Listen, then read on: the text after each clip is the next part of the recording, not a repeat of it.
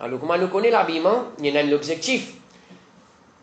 Adam alayhi salam, quand il est avec son madame Hawa, il a dit Jannah, nous dit tu caché. Quand ils fin désobéir, et après Allah Rabbul Alamin, il pardonne, je ne demande pardon. Alors, comme résultat, qui finit là? Nudité fin paraître. Alors, certains ulama disent ça. L'indécence qui nous est dans nous l'époque là, c'est résultat des péchés. Cette base là, c'est qui arrive à Adam alayhi salam. Quand les fins désobéir, parmi les faits péchés qui n'arrivaient, ce nudité fin paraître là, tu prends un fait de Jannah, qui tient dans Jannah pour se cacher tout écho. Donc ça, c'est nature insane qui s'abonne parti, qui besoin cacher là, il n'est pas content, il gagne honte quand ça paraît. Mais aujourd'hui de nos jours qui vient arriver, est-ce qu'il va insane peut vivre en tant qu'il est reconnaissant vis-à-vis faveur du créateur, faveur de l'habillement, aujourd'hui que l'habillement féminin. Nous trouvons longtemps, veut dire, le prophète sallallahu alayhi wa sallam, même nous, peut-être nous, nos grands-parents, nous disons, quand l'inz, tu n'as qu'à se passer l'autre, tout ça là, un linge déchiré. Tu peux coudre, rapiester. Et d'ailleurs, le prophète sallallahu alayhi wa sallam, il tu peux coudre ce vêtement avec ce lamé. Aujourd'hui, dis-moi, je peux dépenser casse pour acheter linge déchiré. Tout ça là. Donc, qu'on fasse, qu'on t'amène nous, comme un musulman peut suivre ça là. Puis, là, c'était djinn, et musulman là, si, van ça là, il déchiré. Sur la jambe de haut, sur les genoux, nous disons donc, alors, les pensées là-haut, mais peut suivre qu'on fasse. Aujourd'hui, nous dépensons nos casques, dans la stélinge déchirée. Subhanallah. Madame, bien la stélinge, qui compétition il y a dans madame aujourd'hui? Hein? Pli, les coudes, les là, les tourlines, pli bien habillés là.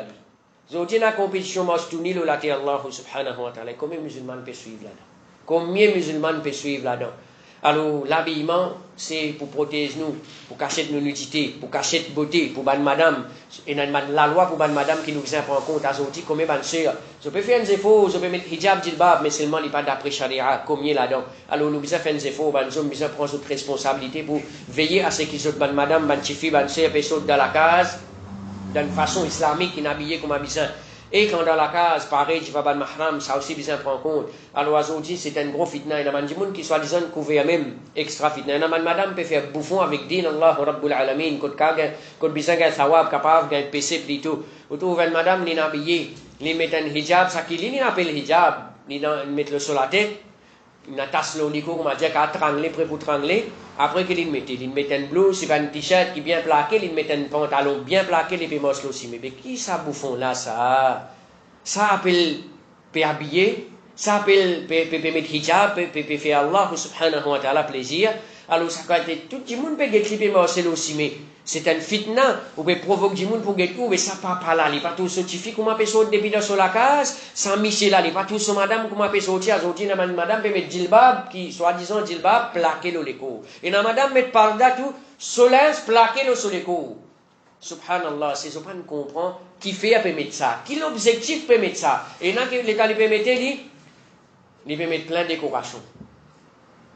Et là, quand on peut venir acheter, djilbab, oui, mais on peut montrer les djilbab, plein, djilbab, c'est une robe qui est cachée de beauté de sa madame-là, quand il finit de mettre sa robe, il est couvert sa beauté. Et tu peux montrer ça, ça qui plein, on peut donner ça djilbab. Ou peut ça qui est dans la décoration là, mais qui te fait une rodée alors? Est-ce qu'il te peut mettre ça pour cacher ta beauté? Pour quand les hommes sont obligés de taper au toit, les pénans n'ont rien pour guetter, ou ça te peut faire la mode?